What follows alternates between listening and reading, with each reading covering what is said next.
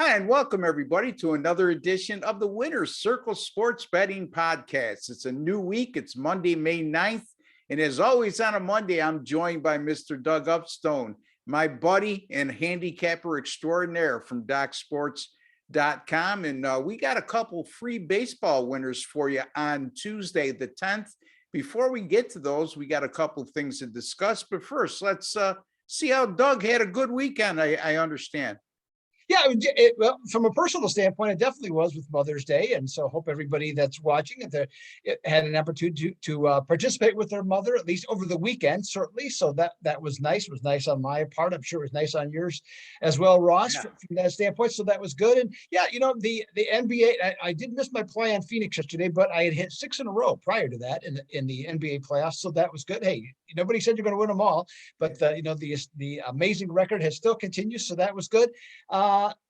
One in the USFL again, Ross. Don't know. What's that make you 3-0? 3-1. 3-1. Okay. And speaking of different things, now I don't know if you watched it or not. How about that horse race? Oh, yes, I did watch it. Unbelievable. I mean, the circumstances in which that horse came into the race and pulled off that win. And, I don't care if you're a great handicapper or not. I can't see anybody who saw that coming. Nobody.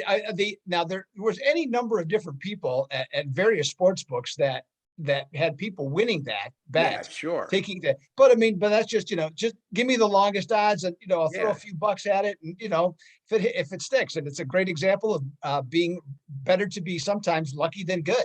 Yeah. I mean, the horses that were supposed to win were right there. But the circumstances of how it all came about and the storyline behind it. And then the most hilarious part, I don't know if you kept watching or not. I'm sure some of the viewers did. Yeah, with that horse biting the other horse. It was hilarious. Not to laugh at somebody else's expense, but I don't know if I've ever seen that before. Maybe it's because it's not happened in a big race where the camera is focused on that, right? So, but I've never seen it. I've never seen it anywhere. Okay, I've never even seen a video of the look two on horses that poor Stewart's face. You know what I mean? He just looked exasperated, and he couldn't get rid of him quick enough. He didn't care if he won the Kentucky Derby or not. He was punching him in the head. And the sad part to me was that guy. I mean, I saw some stuff, and which I thought was ridiculous, is that they're saying that that was cruelty to animals. Hey, you know what? If something's biting your leg, okay, that or the horse shit that you're on, or has taken the reins out of your hands. Yeah. I mean, you have to get the situation under control.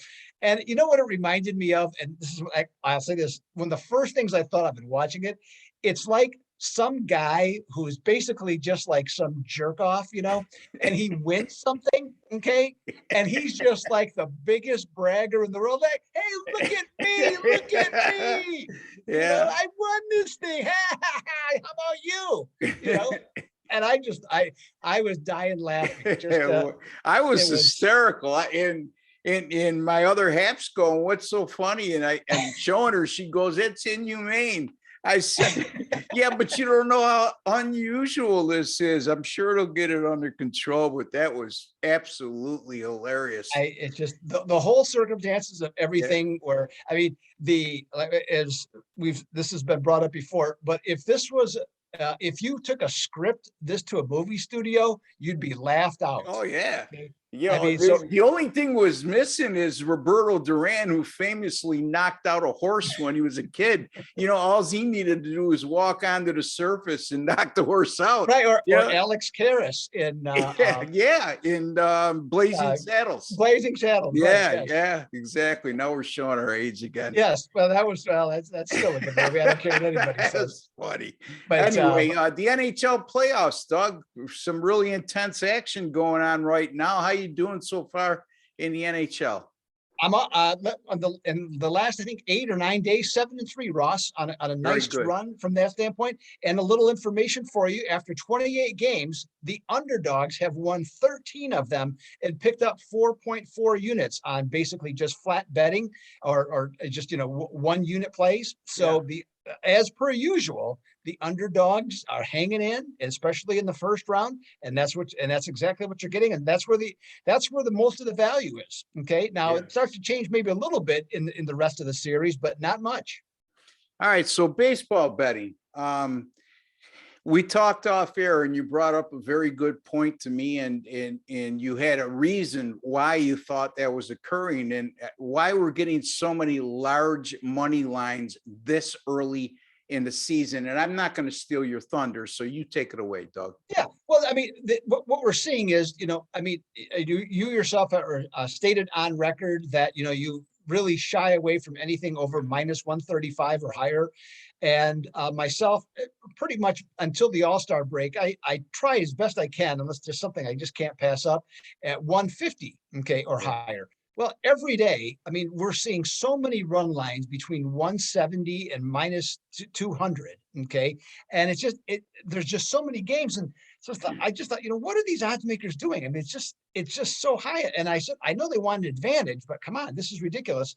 So, it's not like you don't know there's bad teams, but I looked at the standings again today, and I just like, holy cow, I didn't realize it was this bad. Right now, Ross, there are 7 teams. So, close to 25% of the teams playing baseball have a record that is a winning percentage of 360 or less. Wow. And so with that, I mean, that's a lot of bad baseball teams. And as you said, on any given night, you got 15 games more often than not. And if none of those teams are playing one another, almost half the schedule involves these 7 teams right now, the way they're playing.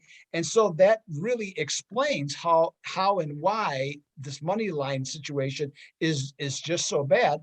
And, and then it also affects the run line, because if obviously the odds makers know that people, these teams are being clobbered and being beaten on a regular basis. And so with that, they're jacking up the price on the run lines too. And so it makes it, if you want to play these teams that are play against, I should say, these teams that are losing, well, that makes it even more difficult, because it's just harder to, try and get something going that way.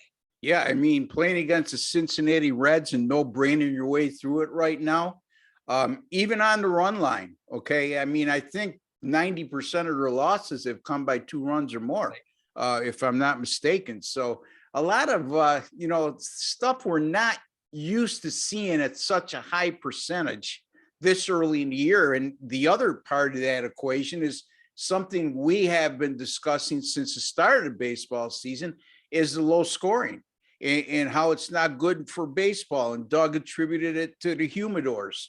And it very well may be the case, but something has got to change, because there's only 5 teams of the 30 in Major League Baseball right now that have played more overs than unders. Think about that.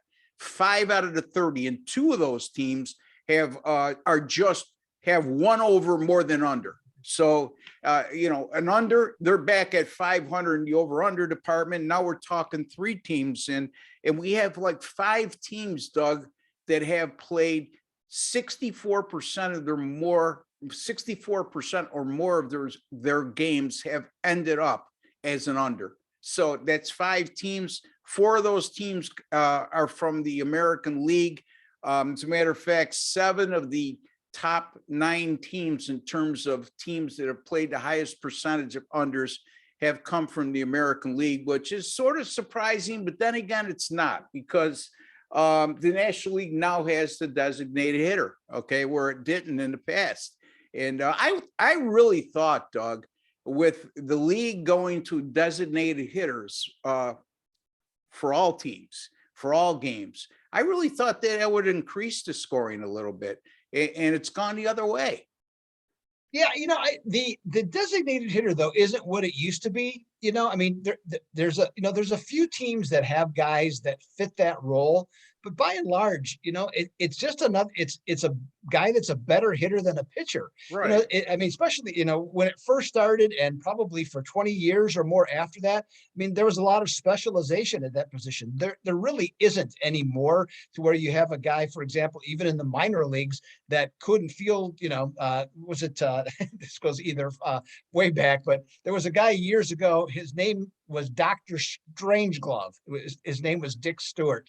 And he, he couldn't catch a ball, let alone a cold, I mean, so he was terrible. But anyway, so that type of, so I think that's a big problem. And I think this is, the humidor, if that's what the issue is, along with the ball itself, it just has enhanced the problem of guys swinging for the fences all the time and all the strikeouts. It just, we're seeing the full, let's say, force of what that has brought upon. Now, there'll be more scoring as the weather heats up a little bit, and who knows, maybe they'll make some changes in the baseball as the season goes along. I don't know how, what the supply is on an annual basis, but it's not good. And as you say, it's certainly not good for the game, and it makes the game, unfortunately, even a little bit less interesting to watch when 2-1 games, 3-2 games. But the one thing that's still true, Ross, though, what's going on right now, I think there was 3 of them yesterday, or at least 2. Relief pitching in the last inning or 2, they're still giving up plenty of runs. and it probably all conspired against you. You and between. Go ahead. Yeah. No. I mean, it had nothing to do with me. Okay. I was waiting because between you and Chip, I'm shell shocked. Every time you bring up something like this, it's always a conspiracy against you guys. Oh, no. I'm There's teasing you guys. I guess my thinking is you don't give the reliever, you don't let the starter stay in, past 5 innings, but you bring in you have 5 relievers that you're willing to bring in at any given game, and you're expecting them all to do well. Yeah, exactly. That's what puzzles me. I don't know if a starter's got the hot hand and his pitch count dictates it, let him go.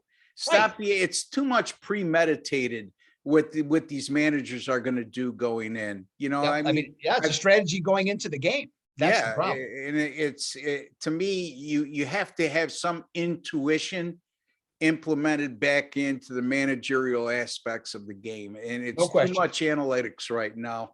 I think analytics are good to a point, but not where every decision is relied upon such. So, hey, Nestor Cortez for the Yankees had a no-hitter through 7 1/3 today before it got spoiled. But boy, oh boy, what a surprise that kid's been this year. Yeah. Anyway, but they did leave him in, Doug, until it got broken up. So give Boone credit for that. Anyway, Doug, you got a free pick of Major League Baseball for Tuesday the 10th. It involves a game between the LA Dodgers and the Pittsburgh Pirates. Tony Gonsolin against Bryce Wilson are the scheduled starting pitchers. That goes at 6:35, Doug. And the Dodgers are minus 225, and the total's 8.5. Take it away, my friend. All right. Well, the Pittsburgh Pirates, they can't be feeling too great, Ross, because, go after their series over the weekend. Now, this will be game 2, but after their series over the weekend, they lost it to Cincinnati. That's not a great situation. And then so you go from playing Cincinnati and losing, and then you get to host the Dodgers. So that's a tough one. Now, you mentioned Gonsolin. He's only allowed 15 hits in 22 innings, and he has a 1.64 ERA. If there's a problem though with him, and why he's not really getting, most of his starts have been around 5 innings, some have been a little bit short, is that he nibbles too much. Okay, and not as an eater. As a pitcher, he nibbles too much. So he's got 9 walks in those 22 innings. So that's kind of what's gotten him a little bit of trouble, but he's still been effective in the time that he's been in. Now, Bryce Wilson, wow, 6.35 ERA. He's got that whip, Ross, of 1.76, and he has more walks than he has strikeouts as a starter this season. All red flags. Right. Yeah, that's bad news on that one. So now we talked about, the difference, like, for example, in run lines. Well, I'll tell you what, if you like the Dodgers this year, there's only one way to play them. It's on the run line, because all of their victories, all 19 going into the Monday night game, have been by 2 or more runs. They are undefeated at 19-0 in run line games. Now, the other aspect of this one, when the total for the Dodgers, like this game is 8.5, LA is 9-1 on the run line when the total is between 8.5 and 10 this season. So it's inflated, okay, more than it should be, but it's not terrible. It's at minus 130 on the run line. So I'm going to recommend the Dodgers at minus 130 over Pittsburgh Tuesday night. I like it. I actually saw a 125 before we Okay, came on the air. there we So go. in that area, you know what I mean? But Right. yeah, what other way do you go in that game? It's a Pittsburgh team that can't hit their way out of a paper bag. The Dodgers, the Dodgers bullpen has been lights out. Their ERA over the last 7 has been under 1. Gonsolin, he's averaging 4.9 innings pitched per start, as Doug touched upon. He's been doing that since he came up, though, Doug. He's never been a guy to eat up a lot of innings, but the Dodgers can make up for that with their bullpen. So Doug Upstone likes the LA Dodgers -1.5. We're going to give him the -125 that I saw before I came on air. So it's the Dodgers -1.5, -125 over the Pittsburgh Pirates, the hapless Pirates. The Houston Astros and the Minnesota Twins. That's going to be my free pick. It'll be Justin Verlander going for the Houston Astros, and it'll be Joe Ryan going for the Minnesota Twins. What a fine young right-hander he is. Contrast of experience here. A really good up-and-coming right-hander against the veteran Verlander, who's in his late 30s now. Maybe even early 40s. I'm not sure, but Late 30s for sure. Yep. yeah. So Houston right now is a -135 money line favorite, and the total is 6.5. This game will be played at Target Field. Again, we're looking at 6.5 as a total. And the way games are going this year in this pitching matchup, and how hot both of these bullpens are, this total's justified, in my opinion. Verlander, 3 starts on the road this year. All 3 of them have gone under the total, and it's 0.90 ERA and 0.65 WHIP during those outings played a major part. And he takes the excitement of the bullpen coming in away, because he's a guy who eats a lot of innings up. As a matter of fact, over the last 3 starts, 20 innings pitched, just a shade under 7 innings per appearance. And speaking of that Astros bullpen, it's not like you have to really be leery to bring them their relievers in, as over the last 7 games, Houston relievers are 0.89 ERA and 0.59 WHIP. So between the starting pitcher and the bullpen, Houston's doing in pretty good shape here to keep the run total of Minnesota down. Also, the Astros, you want to know how good their pitching has been overall? They've allowed 2 runs or fewer in each of their last 7 games. Mentioned Joe Ryan, 5 starts this year, a 1.63 ERA, an 0.82 WHIP. The Minnesota bullpen over their last 7, 0.87 ERA, 0.58 WHIP. The Twins have allowed 3 runs or less in 9 of their last 12. And they've also played 3-0-1 to the under in their last 4. Doug, I'm going under the total here in the Houston and Minnesota game. Houston, Minnesota, under 6.5. And Doug Upstone likes the LA Dodgers on the run line, -1.5, -125 over the Pittsburgh Pirates. Both of those games go on Tuesday, May the 10th. Doug, tell the folks what you got coming up over the next week. Any good hot streaks you have, and where exactly they can find you. Well, as it's been, it's at Doc Sports, and that's Doug Upstone at Doc Sports. Doug Upstone, just like it sounds. From that standpoint, so in spite of the loss on Sunday with the Phoenix Suns, I still 53-24. Okay, in the last 77.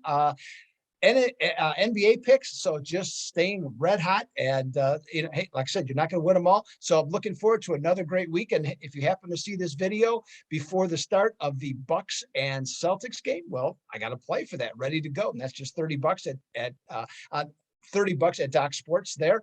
All Major League Baseball, like I said, didn't have the weekend I had hoped for, but it's a new week, ready to go with some fresh action. So I'm looking forward to some interesting plays. I've looked at some of the series in terms of the betting prospects, so like what I see there. NHL, the playoffs, getting on a little bit of a run now, 7-3, 70% in the last 10. The system I had talked to Ross about did quite well earlier, which was taking a lot of underdogs early, and that has certainly paid off. And so now got to do a little more sharper handicapping because of that. But you know what? I'm ready, and I'm up to the challenge and had a winning season last year and expect to have another one this year in the NHL. And so, plus then, of course, we have the other things with the USL, with the golf. That's all yet to come, for this upcoming weekend. And the PGA Championship is a week from this weekend, Ross, for golf. So a lot of excitement there too.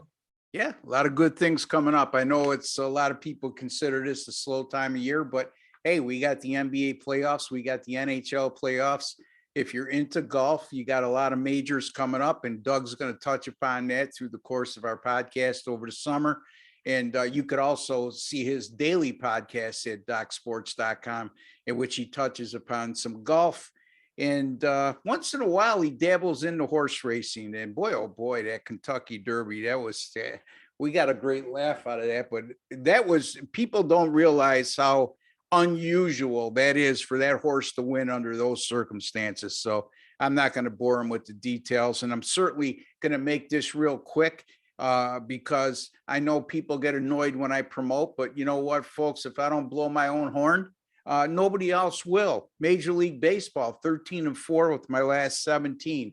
The NBA, yesterday I had the Phoenix-Dallas game under 214.5. Doug, I thought I was dead at the half when they had 124. But like you said, you're either right now a genius or very lucky, probably a little of both. And, they only scored 88 in the second half. I get a win. 28-13 with my last 41 in the NBA, folks, my 10-star top place. And if you see this early enough, Monday night, I got a 10-star top play going in that Boston-Milwaukee series. Right now, my NBA 10-star top plays, I've gone 9-0 with my last 9. My 10-star top play overall in all sports, 20-4 with my last 24. All sports, all rated picks, 55-32, 63% over my last 87, folks. Getting it done. My website, rbwins.com, since April 1st, and it's not going to change anytime soon. All single game and multi-game daily packages are guaranteed. If you don't win, you don't make a profit, I will match whatever your purchase price is and put it back into your account. You could use it any way which way you like. Folks, that hasn't really been a problem lately. And also $100 free sign-up bonus for people who have not registered at my site yet. If you register, you're going to get $100 credit in your account. You could use that toward any purchase you would like. Folks, just keep in mind, we do this to make money. Okay, this is our business. What we do very well. Okay, we're not scam artists. We're documented. So when we give you specials like this, I understand that some of you think you're getting over on me or getting over on Doug when something like this comes up and you're getting stuff free. But at the end of the day, when we win for you and you're getting specials like this, you're only screwing yourself. You're not screwing us when you don't continue and you go to somebody else. So just keep that in mind. I would just kindly ask, if you have no intention of paying whatsoever, don't sign up. Okay, don't sign up. I get it if you're on the fence and I lose a couple, a lot, that's one thing. But just keep that in mind for both of us. So I had to get that off my chest, Doug. Anyway, until the next time, for Doug Upstone and Ross Benjamin, folks, good luck, God bless, and take care.